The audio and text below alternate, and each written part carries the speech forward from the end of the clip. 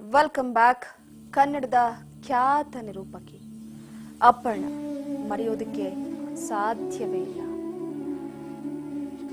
S, ಹಿರಿಯ ನಟರಾದಂಥ ಮುಖ್ಯಮಂತ್ರಿ ಚಂದ್ರು ಅವರು ನಮ್ಮೊಟ್ಟಿಗೆ ಇದ್ದಾರೆ, ಮಾತಾಡ್ಸೋಣ. ಸರ್ ನಮಸ್ತೆ. ಸರ್ ನಮಸ್ಕಾರಮ್ಮ. ಸರ್, ಒಂದು ಕಡೆ ಕನ್ನಡದ ಖ್ಯಾತ ನಿರೂಪಕಿ, ಅಭಿನಯದ ಮುಖಾಂತರವಾಗೂ ಚಾಪು ಮೂಡಿಸಿದಂಥ ನಟಿ, ಎಲ್ಲೋ ಒಂದ್ ಕಡೆ ನಮಗೆ ಅಂದಿರ್ಲಿಲ್ಲ ಸರ್ ನೆನ್ನೆ ಈ ರೀತಿಯಂತ ಒಂದು ಶಾಕಿಂಗ್ ಸುದ್ದಿಯನ್ನ ಕೇಳ್ತೀವಿ ಅಂತ. ಸರ್ ಏನ್ ಅನಿಸ್ತಾ ಇದೆ? ಹಲೋ ಸರ್, ಮಾತಾಡೋದು ಕೇಳಿಸ್ತಾ ಇದೆಯಾ ಸರ್? ಕೇಳಿಸ್ತಾ ಇದೆ, ಹೇಳಮ್ಮ. ಸರ್, ನಿನ್ನೆ ಈ ತರದ ಒಂದು ಶಾಕಿಂಗ್ ಸುದ್ದಿ ನಮ್ ಕಿವಿಗೆ ಬೀಳುತ್ತೆ ಅಂತ ನಾವ್ ಅಂದ್ಕೊಂಡಿರ್ಲಿಲ್ಲ. ಹೌದು ಹೌದು. ನೋಡಿರ್ತೀರಾ ಸರ್ ಅಪ್ಪಣ್ಣ ಅವ್ರನ್ನ, ಅವ್ರ ಜೊತೆ ಕೆಲವೊಂದಿಷ್ಟು ಸಮಯಗಳನ್ನ ಕೂಡ ಕಳೆದಿರ್ತೀರಾ. ಹೌದು ಹೌದು. ಸರ್ ಏನ್ ಹೇಳ್ತೀರಾ? ಮೊದಲನೇದಾಗಿ ಸಾಯುವ ಅಂದ್ರೆ ದೈವಾಧೀನರಾಗುವಂತ ವಯಸ್ಸು ಅಲ್ಲ ಅದು. 57-58ನೇ ವಯಸ್ಸು. ನಾನು ಪುಟ್ಟಣ್ಣವರ ಮೊದಲನೇ ಚಿತ್ರ ಮಾಡಿದ್ದು, ಆಗ ಅವರು ಮೊದಲನೇ ಹೀರೋಯಿನ್ ಆಗಿ ಆ ಪಿಕ್ಚರ್ ನಲ್ಲಿ ಆಯ್ಕೆ ಆಗಿದ್ರು. ಮಸಣದ ಹೂವು ಅಂತ. ಶ್ರೀಮತಿ ಜಯಂತಿ, ಅಂಬರೀಷ್ ಇವರೆಲ್ಲರೂ ಇದ್ರು. ಮೇನ್ ರೋಲೆ ಕೊಟ್ಟಿದ್ರು. ನಾರಾಯಣ ಸ್ವಾಮಿ ಅವರು ಅಂತ ಕನ್ನಡಪ್ರಭ ಪುರವಣಿಯ ಗೆಳೆಯರು, ಅವ್ರ ಮಗಳು. ಅವರು ಅಚಾನಕ್ ಅನಿರೀಕ್ಷಿತವಾಗಿ ಸಿನಿಮಾಗೆ ಎಂಟರ್ ಆದ್ರು. ಆದ್ರೆ ಅವರು ಎಲ್ಲೇ ಎಂಟರ್ ಆದ್ರೂ ಕೂಡ ಅವರು ತನ್ನದೇ ಆದ ಛಾಪನ್ನು ಮೂಡಿಸುವ ಶಕ್ತಿ ಮತ್ತು ಸಾಮರ್ಥ್ಯ ಅವ್ರಿತ್ತು. ಅದೆಲ್ಲಕ್ಕಿಂತ ಭಾವನಾ ಜೀವಿ, ಜೊತೆಗೆ ನಮ್ಮ ಸಂಸ್ಕೃತಿ ಪದ್ಧತಿಗೆ ಒಂಥರ ರಾಯಭಾರಿ ಅಂತ ಹೇಳ್ಬೋದು. ಆ ತರದ ಒಂದು ಹೆಂಗಸು.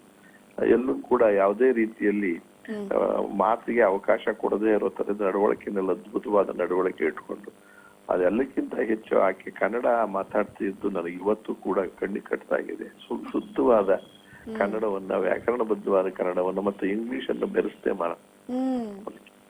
ಆ ಮಸಣದ ಹೂವು ಒಂದಾದ್ಮೇಲೆ ಸುಮಾರು ಹೆಚ್ಚು ಪಿಕ್ಚರ್ ನ ತೊಡಗಿಸ್ಕೊಳ್ಳದೆ ಅವರಿಗೆ ಹೆಚ್ಚಿನ ಆಹ್ವಾನಗಳು ಈ ನಿರೂಪಣೆ ಮಾಡ್ತಕ್ಕಂಥದ್ರಲ್ಲಿ ಅದರಲ್ಲಿ ಹೆಚ್ಚು ಬಂತು. ಅದು ಖಾಸಗಿ ಇರ್ಬೋದು ಅಥವಾ ಚಂದನ ದೂರ ಇರ್ಬೋದು, ಆಕಾಶವಾಣಿ ಇರ್ಬೋದು.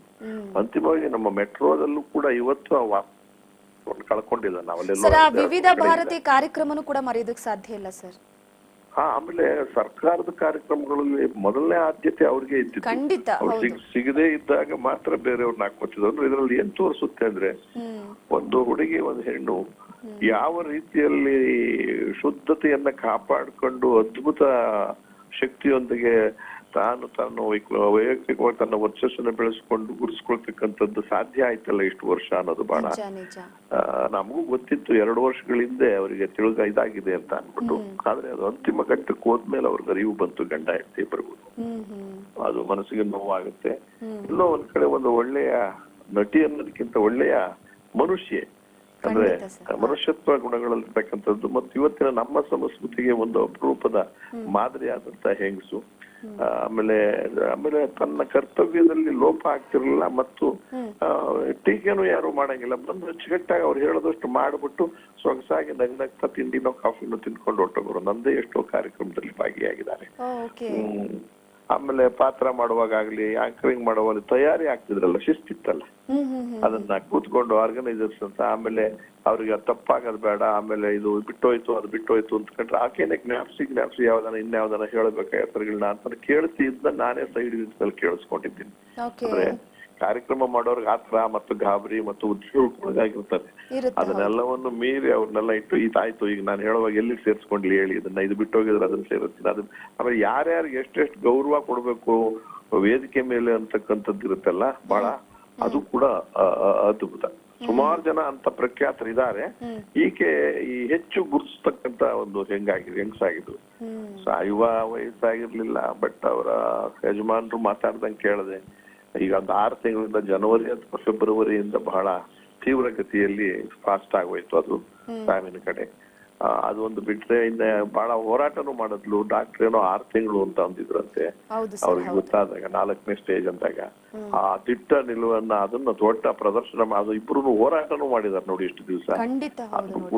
ಸರ್, ಹೊರಗಡೆ ಗೊತ್ತೇ ಇಲ್ಲ ಅವರಿಗೆ ನೋಡಿ ಈ ತರದೊಂದು ಮಾರಕ ಕಾಯಿಲೆ ಇತ್ತು ಅನ್ನೋದು ಸಾಕಷ್ಟು ಜನಕ್ಕೆ ಎಲ್ಲ ಒಂದ್ ಕಡೆ. ಇದ್ರಲ್ಲೂ ನಾವು ಸಂತೋಷ ಅಂದ್ರೆ ಅವ್ರಿಗೆ ಆ ತರದ ಸುದ್ದಿ ಮಾಡ್ಕೊಳ್ಳೋದಾಗ್ಲಿ, ತಿಳಿಸ್ಬೇಕು ಅನ್ನೋದಾಗ್ಲಿ ಅವ್ರಿಗೇನು ಆಸಕ್ತಿ ಇರಲಿಲ್ಲ. ಏನ್ ಜೀವನ ಹೇಗ್ ಬಂತು ಹಾಗೆ ನಡ್ಕೊಂಡೋದ್ರು. ಏಳು ಬೀಳುಗಳನ್ನು ಕೂಡ ತನ್ನ ಚಿಕ್ಕ ವಯಸ್ಸಿನಲ್ಲಿ ಕಂಡಿದ್ದಾರೆ ಅವರು. ಇವತ್ತು ನಾನು ಹೇಳೋದ್ರು ಅವರಿಗೆ, ಅವ್ರ ಕುಟುಂಬದವರಿಗೆ, ಅವ್ರ ಪತಿಯವರಿಗೆ ಧೈರ್ಯ ಬರಲಿ. ಅವರ ಆಕೆಗೆ ಆತ್ಮಕ್ಕೆ ಶಾಂತಿ ಸಿಗಲಿ ಅಂತ ಹೇಳ್ತೀನಿ. ಅದಲ್ಲದೆ ಇದು ಕೂಡ ಮಜಾ ಟಾಕೀಸ್ ನಲ್ಲಿ ನೋಡದೆ ಬಹಳ ಅದ್ಭುತವಾದ ಅಭಿನಯ ಮಾಡ್ತಾ ಇದ್ರು. ಬಿಗ್ ಬಾಸ್ ನಲ್ಲೂ ಏನೋ ಮೊದಲನೇ ಸತಿ ಹೋದಂಗ ಜ್ಞಾಪಕ ನನಗೆ.